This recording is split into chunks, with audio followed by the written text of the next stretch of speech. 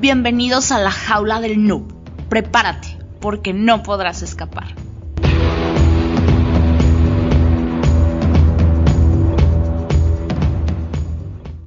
Hola, ¿qué tal? Bienvenidos a la jaula del noob, edición entrevistas. Y esta vez está conmigo Miguel Méndez, que bien, pues él tiene varias certificaciones y sobre todo algunos que están en casita les va a llamar mucho la atención porque pues se dedica a lo que es el pentesting, que es prácticamente estar testeando la ciberseguridad o los controles o mecanismos de seguridad de un sistema informático. También puede ser un dispositivo de red, etcétera, algo que esté conectado a internet, con el fin de checar sus deficiencias y estas deficiencias reportarlas de una manera efectiva antes de que un posible cibercriminal pues lo haga de una manera ya no tan, vamos a llamarlo, como que cordial o de una manera gestionada. Y de igual manera están aquí mis compañeros Lead de OYEC y de Bug, que hará la presentación formal. Hola, ¿qué tal? Soy de BugSec y el día de hoy tenemos de invitado especial a Miguel Ángel Méndez, que es pentester, cuenta con varias certificaciones de Offensive Security, tales como OSCP, OSCE, OSWP y OSWE. También cuenta con experiencia en ingeniería inversa, escritura de exploits, análisis de malware, pentesting web, pentesting a redes, pentesting a dispositivos móviles y desarrollo de herramientas de seguridad. Es un verdadero honor tenerte en esta nueva entrevista, Miguel. Bienvenido. Muchas gracias, TheBugSec, por la invitación. De hecho, muchas gracias a todos ustedes por considerarme. Así que, muy agradecido. Bien, pues antes que nada, la pregunta obligatoria es, ¿desde qué edad sentiste que esto como tal del pen testing te llamaba la atención o el acercamiento con los ordenadores? Claro. Mira, te podría dar como una pequeña introducción como de todo mi proceso, en realidad, de aprendizaje. Lo que pasa es que, no sé, 7 años, 8 años, a mí siempre me gustó como conocer cosas o ser súper curioso por los juguetes. Por ejemplo, yo tenía mis juguetitos y a esos juguetes yo los desarmaba. De hecho, los dejaba inservibles, pero los desarmaba, sacaba su motor y cuando encontraba esto, por ejemplo, sin conocer que era una resistencia, nada, ni condensadores que puedan venir, entonces yo, bueno, me llamaba la atención eso. Los desarmaba o utilizaba esos mismos motores para crear mini barcos o ascensores, jugaba con eso. Entonces como que siempre tuve la curiosidad de estar desarmando cosas para ver cómo funcionaban. Luego, ya más grande, mis papás me regalaron un computador, 16, 17 años, por ahí más o menos. Entonces toda esa curiosidad que yo tenía por las cosas físicas, la pasé como algo más digital. Entonces como que tuve ese espacio de siempre la misma curiosidad, pero ya a ese nivel. Entonces, cuando tuve el computador, lo primero que dije, quiero estudiar algo relacionado a programación. No sabía qué era programación tampoco. Entonces, autodidacta, me puse a investigar qué era la programación, cómo funcionaba. De hecho, empecé a programar solo lenguajes. En ese momento era PHP, ASP, Visual Basic. Entonces, ya me empezó a gustar esa parte de la informática y también viendo unas películas como de hacking, de hacker, me llamó la atención. Entonces dije, me gustaría como hacer esto, algo similar. Y ahí empecé ya a meterme cada vez más como en la seguridad, a leer. De hecho, pasaba horas y horas, creo que dormía como 4 horas y seguía toda la noche, todo el día, encerrado en mi pieza, leyendo, tratando de aprender. De hecho, me sirvió en ese momento. No había tanta información como en Google, como hay ahora, que muchos papers y todo, o charlas, eventos. Entonces, yo aprendía directamente los foros y el IRC. De hecho, el IRC era como donde estaba toda la comunidad y teníamos muchos amigos que no nos conocíamos, pero sí hablábamos, compartíamos técnicas y ahí yo como aprendiz iba de a poco obteniendo como este conocimiento. Y bueno, a partir de ahí después ya entré a estudiar. Cuando entré a estudiar sabía varias cosas, entonces podía, no sé, hice cosas malas, como aprendiendo, entonces pude, no sé, le mostraba de hecho a mis profesores que podía, no sé, cambiar las notas de la universidad. Habían sistemas como vulnerables y yo, de hecho, para mí todo ese momento o todo ese aprendizaje era un hobby. Entonces yo lo tomaba de esa manera, como hobby, como, no sé, lo que más me gustaba. Y bueno, hasta ahí, hasta ese momento, que fueron muchos años de ese hobby, pasé por muchas cosas, de hecho partí como aprendiendo como hacking web, después conocí lo que era como el malware y también intenté desarrollar malware en Visual Basic en su momento, entonces aprendí como que trataba de replicar lo que encontraba para ir entendiendo y asimismo seguir como haciendo mis propias cosas. Después de eso, bueno, de entrando al malware, pasé directamente a lo que es como, de hecho conocí la herramienta OLI o Immunity, que es pues como una fusión, la ingeniería inversa. No conocía mucho el assembler, de hecho lo veía y para mí era como chino y pocos papers y empecé como con el malware, programar malware, pero no solamente, o sea, no programar a malware para infectar a la gente. En realidad mis malware de hecho funcionaban algunos y con mis PC, pero era eso. Entonces, bueno, con la ingeniería inversa, después de todo eso de web, desarrollo y ingeniería inversa, pasé a como a detectar o a craquear los keys de los software, que era como el hobby, el siguiente hobby. Busquémosle, descarguemos un software, veamos si podemos obtener el hash o el serial de activación del software. Ahí estuve un tiempo aprendiendo eso. Entonces, bueno, después de pasar por todo ese camino bien largo, encontré lo que era, no sé, una vez una publicación sobre empleos de ciberseguridad, que para mí era nuevo en ese momento, y bueno, y ahí ya postulé. Entonces ahí como que partí una carrera profesional de lo que yo ya había aprendido. De hecho era como hobby, como me pagan por divertirme. Entonces, eso sería como un resumen bien de como de todo mi proceso de aprendizaje y de todas las etapas que pasé. Entonces fueron, de hecho, como creo, más de 25 años más o menos de todo el aprendizaje. Y siempre metido, de hecho, en las comunidades. Me gusta mucho como realizar cosas o programar herramientas y compartirlas o crear posts y cosas así. Sí, está excelente. Yo creo que la mayoría de la gente como que empieza por esta pequeña curiosidad, de repente desarrolla o se desarrolla como persona y sí, de repente ya se encuentra haciendo cosas que te das cuenta, ¿no? Te pagan por eso, pues está bien.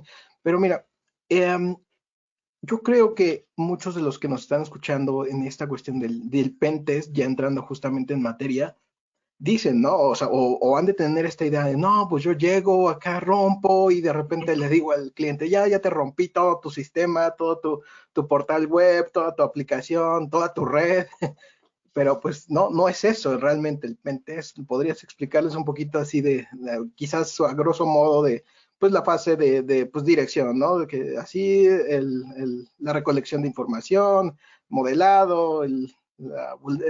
análisis de vulnerabilidades, explotación, toda esta parte, ¿podrías explicárselos, por favor?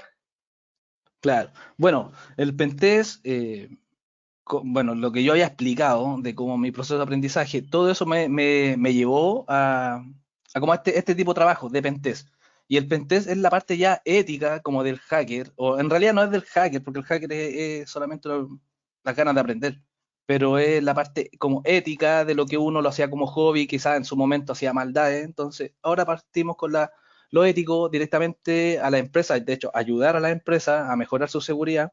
Y el proceso es lo mismo, existe un sistema, puede ser un sistema web, algo físico, no sé, un tipo cajeros automáticos.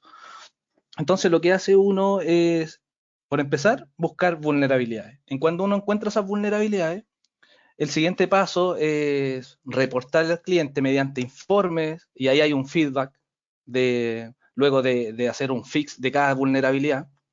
Entonces, es como lo mismo en realidad, pero ya lo hace de forma ética, más profesional. Eso sería el pentest. Lo mismo, buscar fallas, explotar vulnerabilidades. De hecho, muchas vulnerabilidades de los zero days que aparecen salen de pentest. Entonces, uno aprovecha ahí de hacer un research dentro de un mismo pentest. Pero básicamente eso sería un pentest, solamente enfocado a clientes y ser ético. Eh, Cuentas con distintos certificados de Offensive Security y entre ellos está el OSCP. ¿Cómo fue tu preparación para realizar el examen y cómo fue tu experiencia al recibir la notificación de que has podido completar pues la prueba con éxito? Bueno, todas las pruebas de Offensive Security son realmente duras. Dura 24, 48 horas intentando hackear máquinas, bueno, resolver sus retos. Pero en ese momento, cuando di la OCCP, siendo bien sincero, yo no me preparé tanto para la OCCP. De hecho, yo no conocía mucho Offensive Security. Entonces me había escuchado como existen certificaciones que te ponen a prueba de forma técnicamente y práctica. Entonces me llamó la atención, hice todo el proceso para tomar la certificación. De hecho, te pasan como un pequeño laboratorio por tantos meses que uno lo elige. Y yo me preparé, de hecho, con ese laboratorio. Y el laboratorio, creo que no, bueno, en ese momento resolví todas las máquinas del laboratorio, que eran como 60 máquinas, y bueno, y luego tomé el examen directamente, pero no vine, bueno, ahora existen las plataformas como Hack the Box, en ese momento no había Hack the Box, entonces uno como que yo en realidad me quise en ese momento poner a prueba, así como, ¿qué tanto sé? Y de hecho, cuando di el examen, yo no lo pasé directamente a la primera, así como me faltaron 5 puntos el primer intento. Siguiente intento lo pasé, pero fue duro, porque para mí era como nuevo, tenía que hackear en un tiempo máquinas y después cuando me llegó el mensaje de que había pasado por ahí, celebré al otro día, de hecho. Y por cada certificación celebro al otro día. Así que así me preparé directamente como de hecho, mi forma de ir preparándome fue como lo que iba haciendo Penté el día a día. Eso fue la manera de prepararme en ese momento para la OCCP, ya que no había muchas plataformas. Y los CTF, participando mucho ahí en retos, online, cosas así. Eso. Bien, pues a mí me gustaría que comentaras un poquito, ya que algunas personas que nos escuchan pues tienen esta inquietud de ver cómo desarrollarse. Es decir, o sea, ya están en esto, pero necesitan decir, bueno, me voy por pentesting o me voy por book hunting.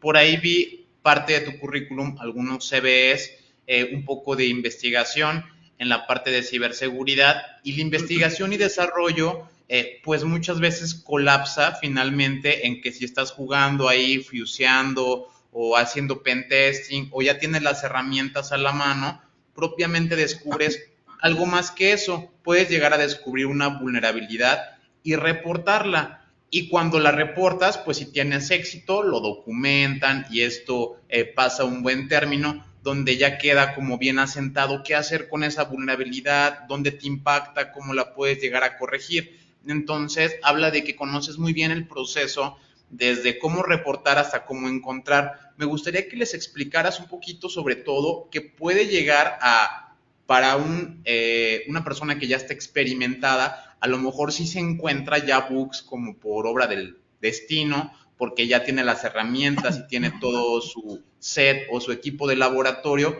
pero tampoco es algo que cualquier persona pueda agarrar y decir, a ver, voy a sacar un bug en este momento, sin antes haber tenido una preparación o estar, digamos que siguiendo este camino. Entonces, pues sí, sí es laborioso y explicar un poquito de ello. Claro. Mira, para cada rama, como de la seguridad, en este caso seguridad ofensiva, existen sus propias metodologías. Por ejemplo, mismo Bug Bounty, existen metodologías, uno puede seguir una metodología de búsqueda, vulnerabilidades, de reconocimiento y todo eso hasta encontrar una vulnerabilidad.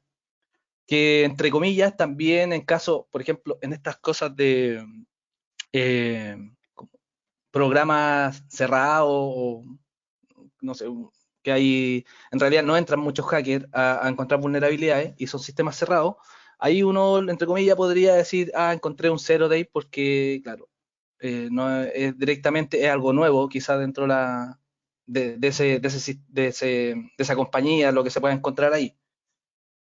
El otro camino que se puede tomar es la parte de investigación. De hecho, a mí me gusta mucho más la investigación que buscar vulnerabilidades que me paguen. Ahora, al investigar, en esas metodologías que uno puede aplicar ahí, también puede recibir, quizás de encontrar un resultado, puede recibir recompensas por eso. Pero el proceso, por ejemplo, de investigación igual es duro. Pueden pasar semanas, meses intentando descubrir algo. No necesariamente una persona debe saber todo para iniciar una investigación. Muchas de las investigaciones uno parte desde cero, sin conocer la arquitectura quizás, o la infraestructura que existe, o toda la tecnología que hay detrás. Entonces uno es como empezar de cero, uno tiene que empaparse con esa información, buscar manuales, quizás documentos, todo lo que esté expuesto para uno entender cómo funciona cierta cosa, cierto software, y desde ahí recién comenzar con una investigación. En realidad, la investigación desde ahí parte como la metodología. ¿Qué yo podría hacer? Y de lo que yo podría hacer, ¿qué podría aplicar de todo lo que yo sé? Entonces uno se hace preguntas en realidad, es como, ¿qué es lo que quiero encontrar? Quiero encontrar una ejecución de código remoto, quiero solamente encontrar un desbordamiento. Entonces ahí parte como uno ya arma la metodología, pero para los dos caminos podría ser algo muy similar, porque existen Zero Day o Research que le encuentran a herramientas Zoom, y Zoom está dentro de un concurso de fallos. Entonces, básicamente sería como lo mismo. Estas personas que encuentran a ese nivel vulnerabilidades es como la misma metodología. Sin conocer la herramienta, deben entenderla desde cero. Entonces, como te digo, no necesariamente una persona tiene que conocer todo. Cualquier persona puede pescar un software, leer un poquito de lo que se trata, y si necesita reversear, leer un poco de Assembler, leer más Assembler, meterse un poco y va aprendiendo en el camino hasta que encuentra un fallo.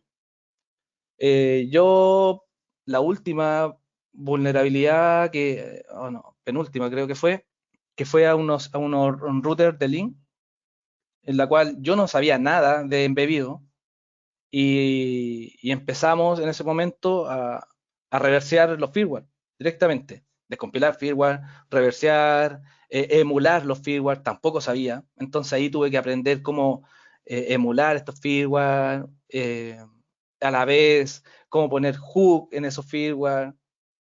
Todo un proceso de investigación que se iba ocurriendo, en realidad se iba ocurriendo en el momento, qué podríamos hacer, cómo podríamos encontrar un fallo. Entonces toda esa idea le íbamos plasmando en desarrollo.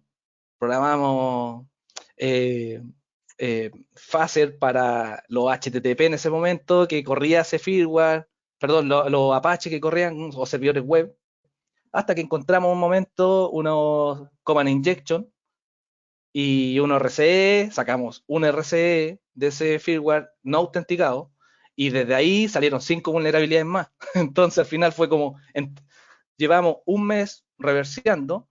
Entonces al reversear tanto, uno ya después conoce por completo el sistema, entonces uno ya sabe por dónde dirigirse, qué caminos podría tomar. Entonces, como te digo, sin conocer nada, uno tanto darle vuelta a una cosa, después lo puede conocer súper bien y abarcar distintas rutas. Y así es como van apareciendo después las vulnerabilidades. Por eso el proceso es súper duro también, porque uno se tiene que dedicar a entender primero. No es llegar, de hecho, por arte de magia no van a aparecer, meter, un crash. No es tan así. Entonces, tiene su trabajo. Y es muy similar al Bug Bounty. Muy similar. Lo otro, igual, no es llegar, encontré un XS, ya, reportemos, no. Ya hay muchos hackers metiendo mano ahí, entonces también comienza una investigación. Entonces, uno de los dos caminos, al final, necesita una investigación ardua eh, y aplicar sus propias metodologías. Yo conozco más la metodología quizás como una investigación de buscar un dispositivo y empezar a reversear, dumpear quizás firmware o un software, esa ingeniería inversa, cosas así. Pero sería prácticamente lo mismo. Esos dos caminos. El pentest es algo más, para que lo entiendan los que estén escuchando, el pentest es algo más como general. No llega tan en profundidad de algo. Pero sí hay veces que de un pentest aparece una vulnerabilidad rara y uno ya la puede seguir y encuentra un cero de suerte. Que de hecho me ha pasado. A ver. Ok, está muy interesante. Eh, Como tal, quisiera saber cuál es tu opinión acerca del camino justamente que va a tomar el pentesting, porque por ejemplo, ahora ya hay empresas que ofrecen justamente soluciones que pueden emular desde un ataque hasta incluso toda una orquestación creada por un APT, ¿no? Un APT simulation. Entonces, estas, digamos, empresas ya tienen este margen quizás un poco más amplio de todo lo que pueden realizar dentro de una infraestructura y simulando, pues justamente, ¿no? Los ataques, simulando como una infiltración, simulando una exfiltración de información. ¿Cuál crees que es el camino que debe tomar el pentest justamente para poder competir contra estos gigantes, digámosle así? Claro. Bueno, ese tema, igual lo hemos conversado con grupos de amigos, como, oye, ¿para dónde va el pentest? Y este tipo de cosas, o quizás a futuro las máquinas nos van a suplantar y vamos a quedar sin trabajo. Pero, pero lo que pasa es que el pentest igual va evolucionando, no es algo que estas empresas pueden existir, pueden hacer sus tipos de pruebas, pero aún así el pentest requiere lógica humana. Muchos sistemas no los puede resolver quizá un scan de vulnerabilidades o un APT. De hecho, podría ser un APT, un malware que solamente ejecute un ransomware y eso con, encadene distintas vulnerabilidades de explotación. Si no la encuentra, ese va a ser el resultado que se va a mostrar. Pero más allá se podría aplicar la misma investigación y la lógica, como digo, como lógica de negocio, explotaciones de ese tipo de flujo, que un software tendría que ser con inteligencia artificial para que lo puedas resolver, que por ahora no existe. Entonces todo eso el pentest, yo creo que por muchos años más va a poder cubrir, así, fácilmente. O sea, los clientes o las empresas van a requerir ese tipo de servicio, que un software no lo va a hacer, no lo puede cubrir. Entonces, yo creo que en ese caso no habría ningún problema que otra empresa llegue con otra tecnología y haga ese tipo de pruebas más automáticas. Así, creo que va bien el pentest por ahora. Y solamente, bueno, el pentest, otra cosa que como te digo, ha evolucionado porque ya no se hace no sé, muchos conocen un pentest web, pero ahora va mucho más allá. Ahora ya existe como el Red Team. Entonces lo que hacemos nosotros es un Red Team, es como entra lo que es un análisis web, entra lo que es ingeniería social, entra hacking de dispositivos físicos, todo lo que conlleve a una intrusión a una empresa, eso o sea, un software no lo puede hacer. Entonces todo ese camino para llegar a explotar o filtrar información de una compañía hay que hacerlo a veces directamente uno yendo a ese lugar. Entonces hay cosas que aunque sean muy inteligentes los software no lo cubren. Para hacking Wi-Fi existen muchos adaptadores, por ejemplo, los de la marca de Alpha, que en mi opinión pues son muy buenas, pero también está el Wi-Fi Pineapple de Hack 5, que es muy mencionado de que es muy bueno y demás. ¿Tú qué adaptadores recomiendas para hacking Wi-Fi y qué diferencia hay entre utilizar adaptadores Alpha con una Wi-Fi Pineapple? Mira, la oportunidad que he realizado pentest Wi-Fi, no han sido muchas, pero he ocupado esa alfa. Yo la encuentro súper buena. A mí me funciona súper bien y yo la recomiendo por estable. De hecho, la certificación de Wi-Fi que tomé de Offensive Security igual no era tan avanzada, porque en este caso uno tiene hasta cierto nivel de explotación en Wi-Fi, no, cifrado de un tipo, entonces siempre es lo mismo. Y con este tipo de tarjeta cubría súper bien todos esos ataques. Entonces a mí me funcionaba bien. Yo recomendaría esa para iniciar. Ahora la de HackFi, bueno, son más completas, ya traen otros tipos de software más actualizados, de hecho traen panel de configuración para el ataque. Entonces, si alguien puede comprar ese tipo de hardware, yo digo, cómprate el HackFi. Pero si no, Alpha funcionaría súper bien, no hay ningún problema.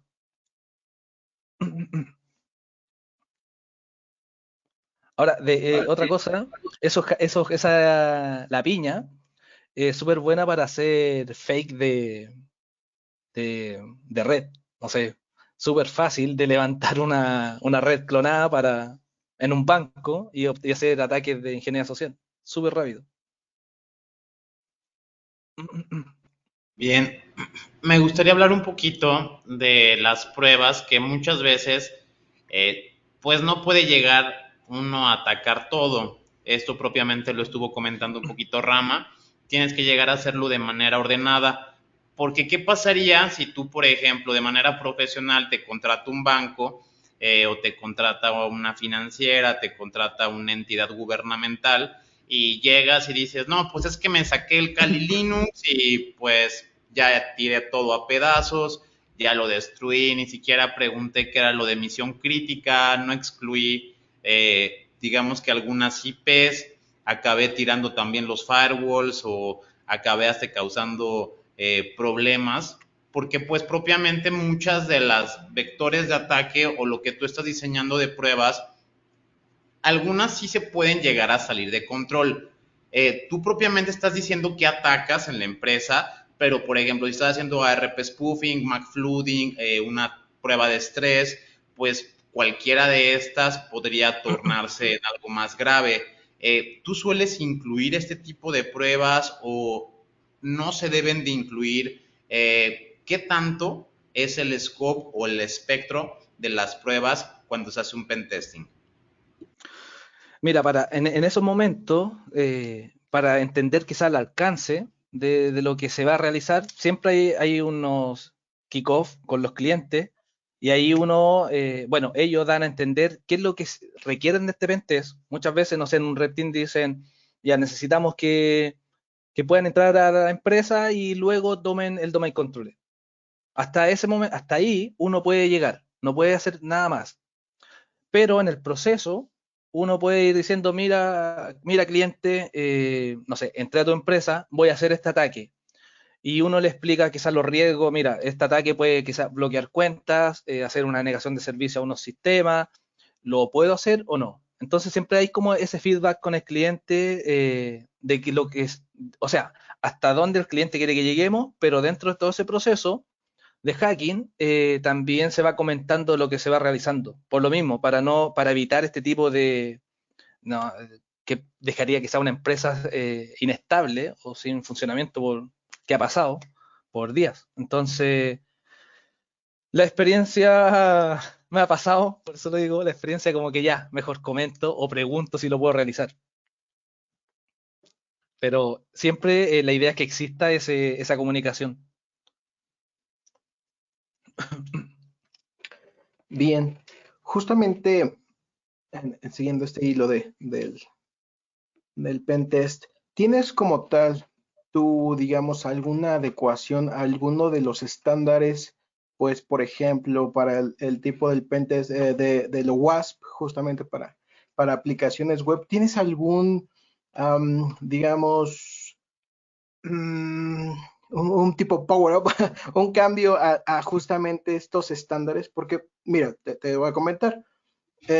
Yo pues puedo seguir que de repente en la parte de inteligencia, pues que el estándar de la OTAN o que el estándar de distintas dependencias de servicios de inteligencia, pero pues me gusta a mí justamente agarrar esos marcos y transformarlos para yo adecuarle o adecuarlo a mi manera de trabajar y pues justamente con este ya marco que tengo estructurado, voy con mis clientes y les digo, sabes que yo trabajo de esta manera.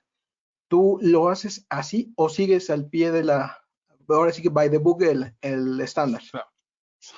Sí, mira, esa parte en realidad, donde yo trabajo, que trabaja con base 4C, ellos, bueno, todo el estándar se basa a nivel web, se basa en OWASP.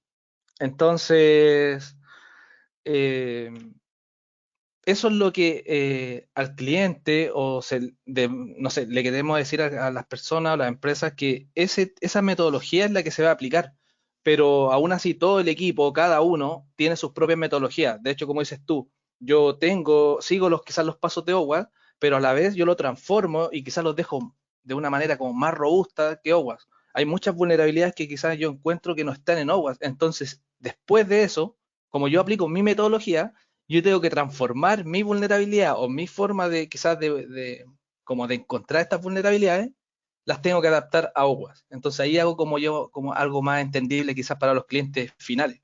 Pero como dices tú, yo tomo OWASP o tomo otras metodologías y hago mis propias metodologías. Entonces yo aplico eso, no aplico directamente como un checklist de OWASP. En realidad uno si llega a seguir como ese tipo de, de flujo, difícilmente uno encuentra o podría llegar a encontrar algo. Entonces uno ahí siempre aplica, transforma, va evolucionando sus propias formas de atacar, de buscar. Y finalmente llega a aguas, sí o sí.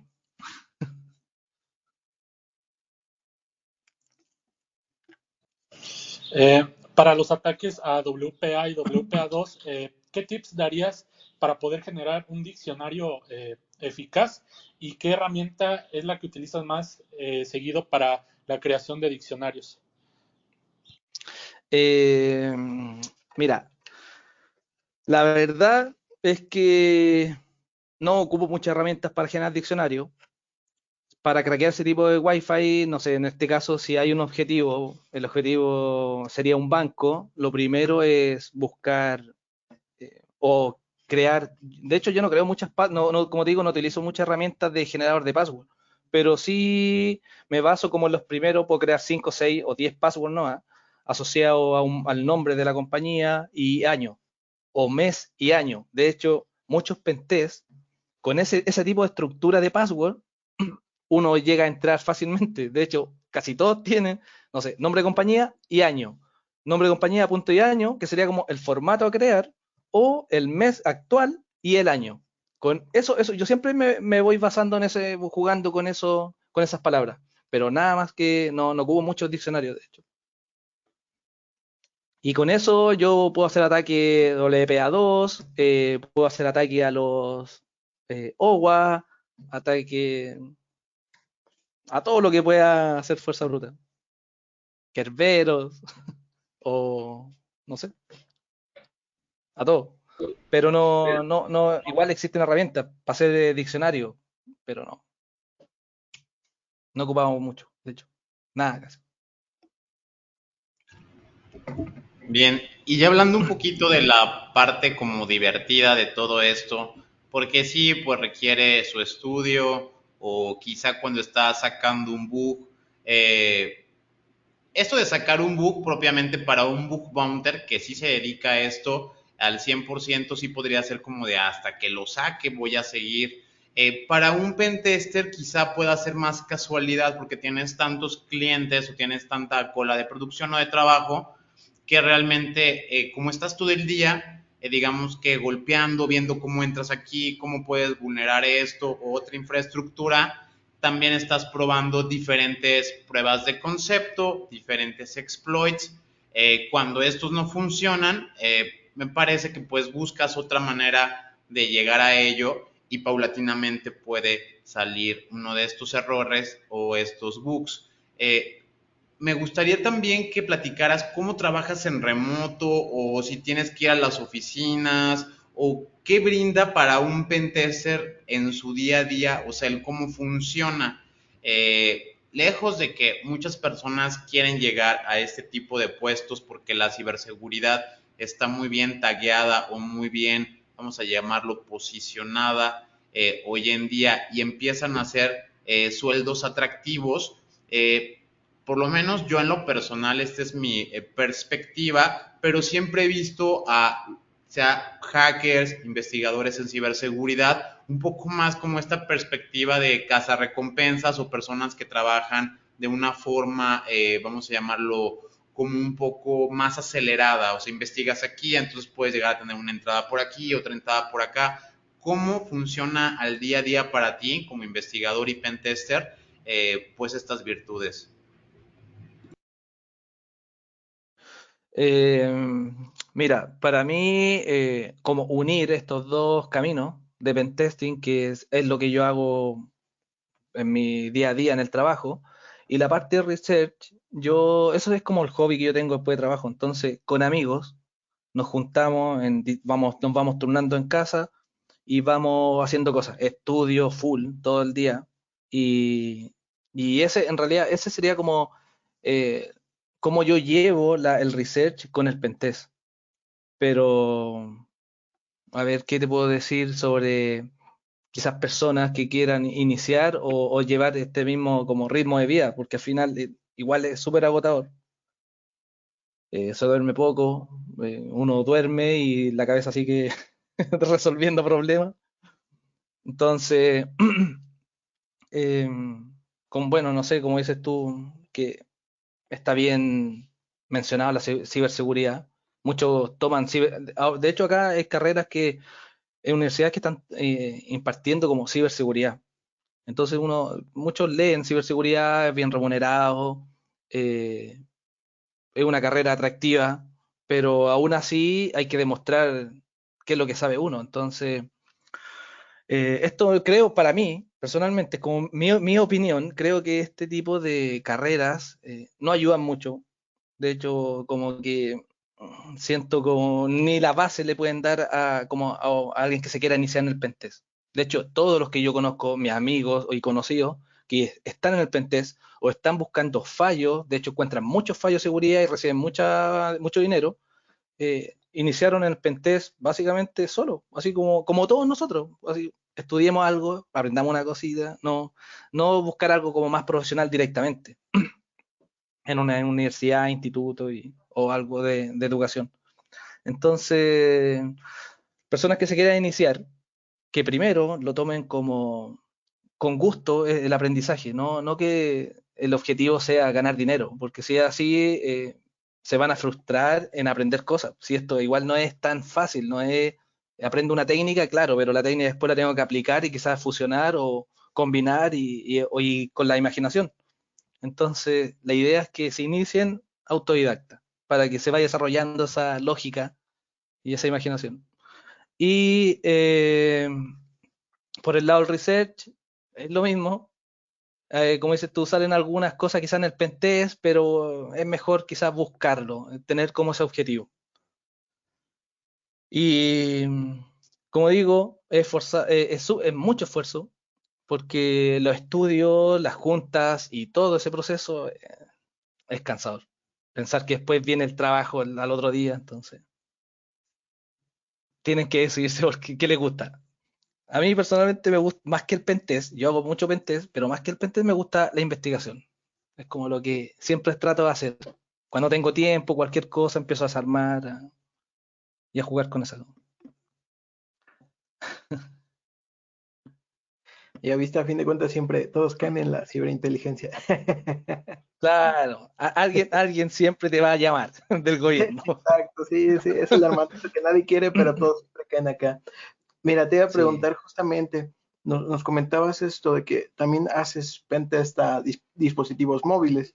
Y pues sí, siendo un reverser, pues tú manejas toda esta cuestión de análisis de código estático, análisis de código dinámico. Entonces, cuéntanos un poquito de lo que haces en este pentesting para dispositivos móviles. Mira, la metodología que aplico ahí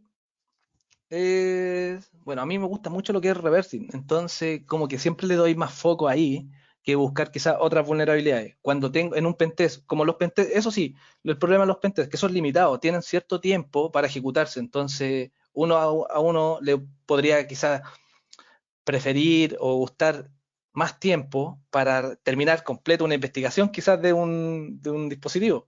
Ahora no hacemos investigación quizás o en un pentest directamente al dispositivo mobile, no sé, un Android a fondo, no lo sé, no es así. Solamente son aplicaciones que se instalan y ahí se hace la revisión.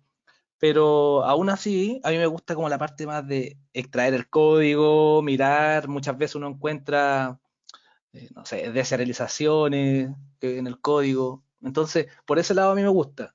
Pero también debo aplicar lo que es la parte lógica, usar no sé, estos proxy HTTP, proxy web, para capturar el tráfico y jugar con todos los parámetros, input que puedan existir. Pero, como digo, lo que a mí me gusta hacer es la parte reversing y lo que reviso siempre en un pentest sería lo reversing, como dices tú, que es descompilar el código, la parte, la vista, que sería todo lo que son los input, manejar input, también existen estas protecciones como de anti-root, ¿cierto? SSL pinning, tratar de hacer bypass de eso, utilizar Frida para romper quizás el anti-root. Hay muchas cosas que se pueden hacer quizás a ese nivel. Pero eh, hace unos días conversamos con unos amigos y nos llamó la atención como de ya de encontrar quizás un fallo directamente en los Android. Entonces ahí como que un poquito, como tratar de subir un poquito más el nivel. Pero existen, bueno, metodologías de hecho OWASP tiene su propia metodología mobile y eso sirve mucho. Uno trata de hacer ese tipo de pruebas, pero más allá no sé, en profundidad, aparte de lo que te digo, como descompilar, tratar de romper sus protecciones y el flujo común, no realizo algo más en profundidad. Y solamente porque falta a veces tiempo, como te digo, en el pentest muy limitado.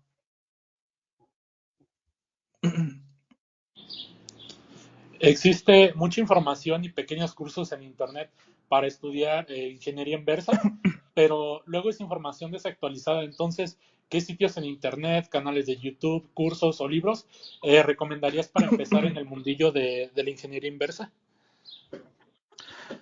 Mira, existen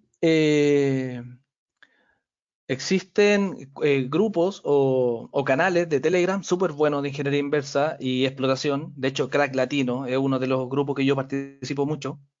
Ahí está Ricardo Narvaja y muchas personas más con un nivel súper alto.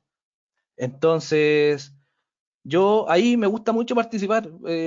Ahora no he hablado mucho, pero me gusta, ponen retos. Por ejemplo, la última vez pusieron un reto que, de hecho, de los que yo resolví y que me ayudó a aprender mucho más. De hecho, eso yo lo recomiendo para las personas que quieren iniciar el reversing, que ingresen a estos tipos de canal, pregunten todo lo que no sepan. Las personas que hay ahí súper amables, no van a tener ningún problema en decir, mira, estás aprendiendo, lee esto o te podemos ayudar en esta otra cosa.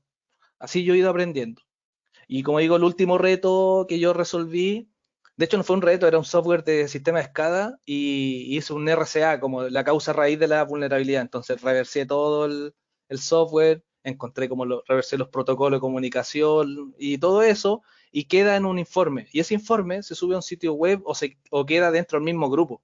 Entonces uno puede volver a descargar esa información y puede ir como el paso a paso para ir aprendiendo. De hecho, así aprendo yo. Yo veo un post de cosas que no entiendo y sigo el paso a paso. Tengo mi pantalla con todo el paso a paso y mi otra pantalla haciendo las pruebas como laboratorio.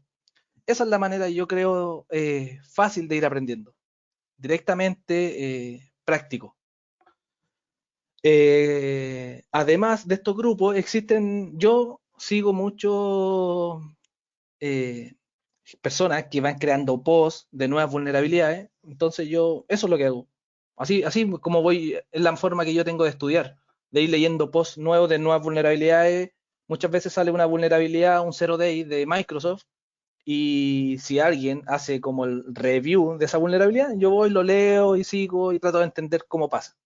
Entonces es la manera que uno va aplicando ingeniería inversa y va entendiendo por qué es lo que se debe reversear, porque no es llegar y tomar un software y desamblarlo entero y no entender nada al final. Entonces son como ciertas partes, entender flujos y al final uno llega a un poquito de assembler y ese poquito de assembler es el que uno tiene que reversear. Pero para ir aprendiendo Yo recomiendo estos grupos, Crack Latino, hay muchos más. De hecho, teníamos un grupo que se llama Exploiting CL, que nosotros ahí hicimos un curso de exploit, paso a paso. Está todo gratis, ahí free para que la gente lo pueda ocupar. Llega hasta una explotación, no recuerdo muy bien, creo que hay un par de técnicas de explotación, como C-Handler y Off-I-One, cosas así. Pero está como para aprender, para iniciar en la parte de explotación. Igual entra algo de reversing, entonces igual está ahí para las personas que lo quieran descargar. Pero eso, yo recomiendo mucho participar en estos grupos, que antes no había, entonces hay que aprovechar que hay gente muy buena ahí participando y uno puede aprender mucho de ellos. Más que libro, ahora igual libro, existen muchos libros y muchas certificaciones, pero el libro no, tú no puedes, el libro tú lees y si no entiendes algo, más difícil que alguien te pueda ayudar. Entonces, por eso yo recomiendo como más los canales para uno conversar con personas y seguir post o review de vulnerabilidades. Bien, y de estas certificaciones que has obtenido, creo que el proceso para pasarlas, como lo comentas, pues no es sencillo. Ya hablaste un poquito de eso.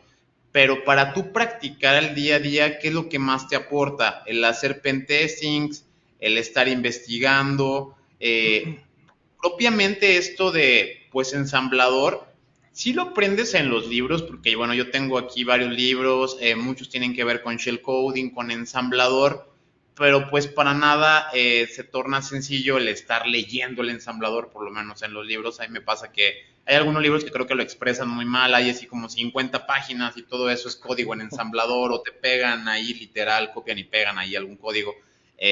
Sí te explican algunos saltos o algunas instrucciones, pero es un poco más mecánico, ¿no? No lo catalogarías tú como si fuera una técnica tipo como voy a soldar para un mecánico o voy a hacer cierto cambio.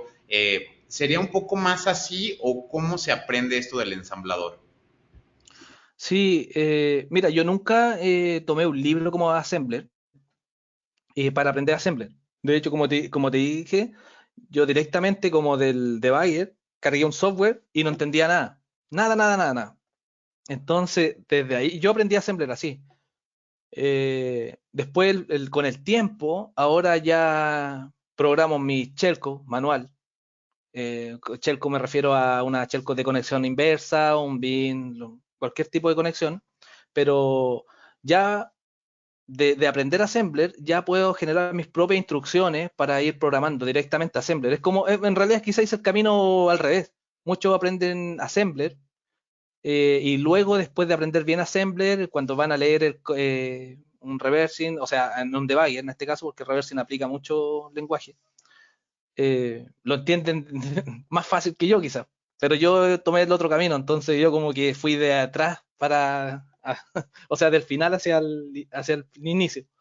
Pero no sé si será tan mecánico porque no sé, si uno programa lo que yo programaba en Assembler, me ha servido mucho quizás para entender después otras cosas, no sé, lo mismo de Metasploit y estos shellcodes que se generan, para mí es más fácil quizás reversear esas shellcodes y entender qué es lo que está haciendo. Pero yo creo que es como cualquier lenguaje, no sé si será tan mecánico porque uno aprende instrucciones, cosas, pero en base a eso después uno puede desarrollar distintas herramientas en base al assembler. Entonces, como, no sé, yo lo veo como un lenguaje más, como programar en Java, pero con menos recursos. Pero eso no lo veo muy, quizás alguien que quiera aprender assembler vaya a ser como tan mecánico en, en ir quizás aplicándolo, ¿no? Porque como dices tú, hay saltos, te enseñan saltos, y esos saltos quizás uno los va a ver de forma quizás más repetida en el lenguaje, que quizás que otro lenguaje. Uno los va a ver 1000 saltos que serían las condiciones como if de la programación. Pero, no sé, yo lo veo que puede ser muy dinámico. Va a depender de cómo se aplique. Pero el aprendizaje de los dos caminos yo lo veo así como súper válido.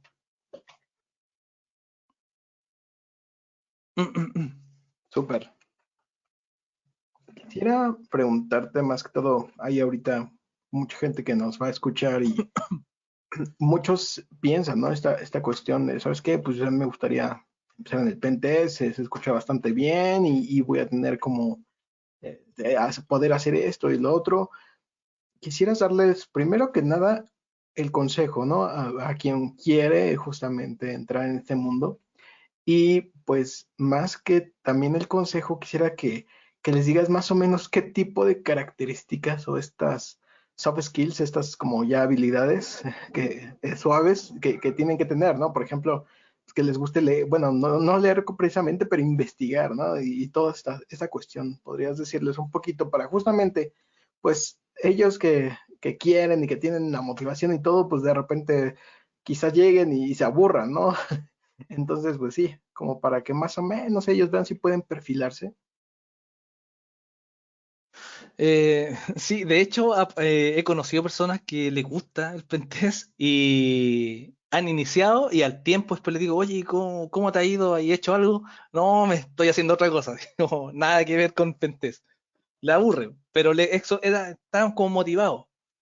Pero para las personas que también quieran iniciar quizá en el pentest, yo creo que una de las plataformas que los podrían tener activos y quizás a gusto para seguir aprendiendo, serían los mismos sitios de pago que pagan por vulnerabilidades, como HackerOne, por ejemplo. Existe el Hacktivity y uno puede ir leyendo, de hecho, uno puede ir leyendo y quizás replicarlo en otras plataformas o en la propio laboratorio de vulnerabilidades que existen ahí. Entonces, eso creo que ayuda mucho a que la persona tenga la iniciativa y no deje de lado quizás el pentest. La idea es que lo vaya conociendo como es, porque igual es un proceso lento, el pentest no es tan divertido quizás, ingresé a un sistema, encontré un fallo y así lo voy a hacer todos los días. A veces toma tiempo, entonces, como te digo, frustra un poco, pero hay que saber llevarlo. Y cómo lo llevamos, yo creo que todos los que nos dedicamos a la seguridad informática es que nos gusta. Entonces, por empezar, tiene que gustarte quizás la seguridad informática, todas las ramas, todo lo que sea la seguridad. Entonces, a partir de ahí, yo creo que recién, o cualquier reto que tú tengas, no va a ser ningún problema, va a poder seguir con la seguridad. Entonces, yo lo veo de ese punto, no que lo vean como el pentest es bueno, pagan bien y hay mucho trabajo de pentest en el extranjero, de hecho hay mucho trabajo, pero no hay que verlo de esa manera porque al final va a ser como cualquier trabajo y lo van a tomar como obligación. Y cada pentest va a ser una obligación y cada investigación va a ser una obligación. Y eso al final va a aburrir.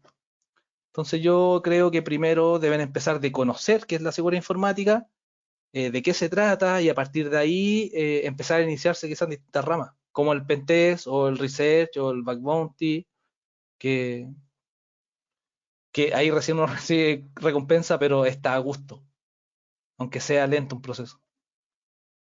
Y después, quizá mantenerse, como digo yo, cuando ya inician con los activities de HackerOne o los CTF ayudan mucho.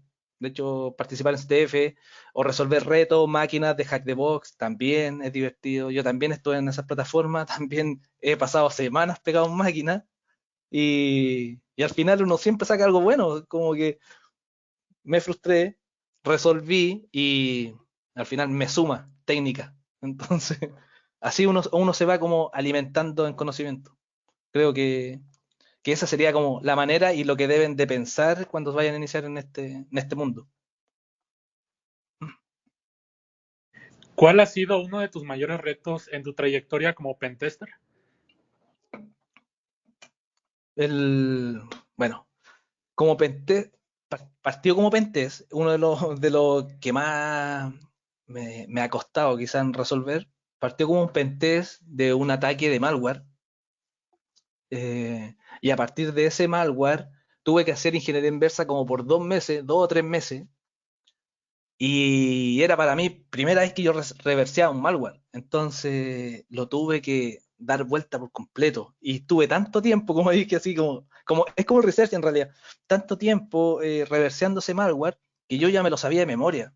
Entonces pude, desde entender el reversing, programar de hecho en este caso programé, ¿sabes? En Python, programé para descifrar es como un tipo de llave para descifrar todos los strings que venían en el malware, y a su vez encontré un zero day en Bingware. Entonces todo ese proceso, eh, bueno, fue súper complicado porque como te digo, no fue difícil entender tanto assembler, habían cosas que yo ya pasaban días y yo seguía dándole vuelta, vuelta, vuelta hasta que encontraba como una lógica y ya, y seguía. Entonces hasta ahí encontré un TLL hijacking, recuerdo, en Bingware, y eso, ese fue creo uno de los más complicados que pasó. Casi 2 meses y medio, 3 meses fue como de reversing, full reversing, de todo el día. Y ahí, bueno, gané un CV, Bingware lo publicó, ahí está como el Salón de la Fama y todo el nombre y toda la cosa, y eso partió como un pentest y al final terminó como un research, que fue el más duro. Después, bueno, existen otros también como tomar el domain controller, pero no de una manera como un acceso, quizás explotando otras vulnerabilidades de ejecuciones nuevas. Y esos serían como uno de los pentests o red teams que se realizan, que igual son complicados, no es tan fácil hacerlo. Entonces, pero el que te comenté, el primero de Bingware, fue uno de los pentests, uno de los más complicados, que cambió el rumbo del pentest, como digo, a un research. Entonces fue divertido.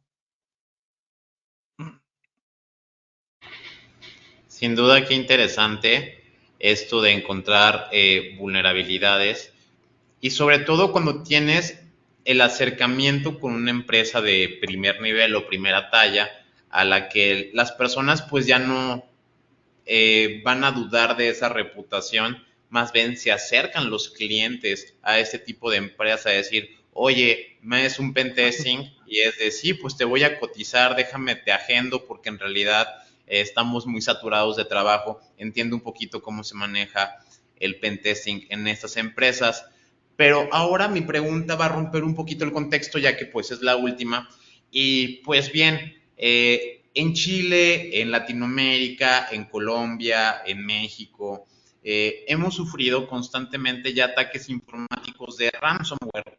De hecho, ahorita nos comentan todo el tiempo por las redes sociales, oye, ¿qué pasa con lo de Costa Rica? Realmente ya se salió de control. La mayoría de los ataques, muchas veces en Latinoamérica, por lo menos los que han llegado a suceder aquí en México con las petroleras, se gestionan, el gobierno entra, incauta las computadoras, reportan lo que tienen que reportar y ya es todo, ¿no? Pero muchas veces no se ha visto la contraparte dañina, que es cuando se pierden los empleos, cuando las personas no logran gestionar o esto se sale de control. ¿En qué puede llegar a acabar? Para eso simplemente quiero que nos des el contexto de cómo ves la ciberseguridad en Latinoamérica, en el contexto de donde tú has viajado, donde tú vives, en las empresas en las que has trabajado. ¿Cómo se siente con respecto a la ciberseguridad? ¿Hay un progreso o qué pasa cuando suceden ese tipo de efectos en donde todo un país está siendo afectado y la gente nos pregunta como si ahí se hubiera vuelto a reactivar el COVID, por así decirlo, como si hubiera una pandemia especial en Costa Rica, y es cuando ya un ciberataque ya no es simplemente un malware o un virus, se están tornando en otro tipo de contextos. ¿Cómo ves esto? ¿Crees que vaya a haber ciberterrorismo? ¿Qué nos podemos esperar en Latinoamérica para las futuras generaciones en cuestión de ciberataques?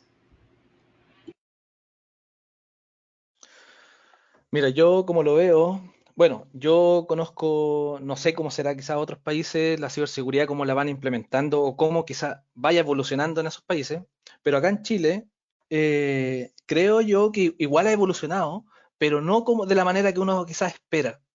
No sé, en comparación quizás a los gringos, a Europa, cómo ellos toman la ciberseguridad. Acá, por ejemplo, a partir desde el gobierno, no sé, alguien encuentra una vulnerabilidad y las empresas se lo toman a mal. Todavía se lo toman a mal, de hecho, como que ya no deberían, de hecho, deberían de agradecer de que alguien le está diciendo, oye, tiene esta vulnerabilidad, párchala, o si no, puedes perder. Entonces, muchas empresas acá que trabajan de la misma manera. No veo que hayan evolucionado en ese sentido, como en ciberseguridad, de hecho, súper poco, súper poco. Como que ya no se puede hacer muchas cosas fuera de lo laboral. Entonces, no sé, como que veo que no, yo veo que no hay mucha evolución. Y debe ser en toda Sudamérica, que falta quizás como este golpe o este cambio de mente, de pensamiento, de tomar de otra forma quizás la ciberseguridad. Aún sigue, siento que está como en pañales. Y bueno, y como habías dicho tú, los ataques, por ejemplo, ransomware o otro tipo de malware, afectan, como se lo toman de otra manera, cuando hay un ataque de ese tipo, la empresa se lo toma mal y así se ven afectados directamente los empleados. De hecho, hace un par de años sin querer, conocí a una persona, conversamos un poco y él me dice, no, yo trabajé en tal banca. Y yo le dije, no sé qué le había pasado, si estaba trabajando. Me dijo, no, es que hubo un ataque de WannaCry. Entonces, y yo le dije, ya, sí sé. ¿Y qué pasó? No, nos despidieron a todos. Entonces, al final, no es culpa quizás de las personas que estaban en ese momento. Quizás las empresas o las bancas que son más poderosas, como no han evolucionado en la ciberseguridad, tampoco eh, implementan nuevas tecnologías o tienen los recursos para que esas personas puedan cubrirse o aprender. Me refiero a recursos quizás en dispositivos, recursos en educación para estas personas que desconocen la ciberseguridad, personas mayores no entienden mucho la seguridad. Entonces, bueno, en este caso, personas mayores de esas áreas. Entonces, como te digo, no es complicado.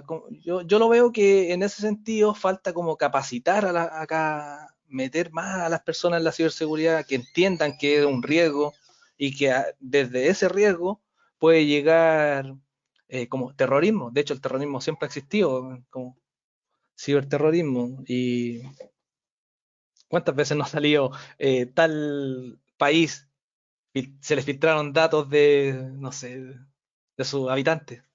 Entonces, todo eso lleva a la ciberseguridad y asimismo uno puede quizás educar a las mismas personas que no deben estar relacionadas a eso. Aún existen estos ataques de phishing a las compañías, personas, a la secretaria, no sé, otros empleados que no entienden nada de seguridad, porque no lo escuchan en ningún lado, no hay concientización de eso.